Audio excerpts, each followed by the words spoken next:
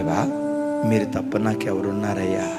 నా దిక్కు నీవే కదా, నా ఆధారం నీవే కదా. నీవున్నావని ధైర్యంతోనే కదయ్యా నేను బ్రతుకుతుంది. నువ్వు ముఖం చాటిస్తే నేను ఎట్లా బ్రతకగలనయ్యా?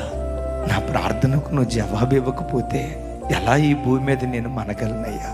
నిన్నొక్కడిని ఆధారం చేసుకుని బ్రతుకుతున్నా.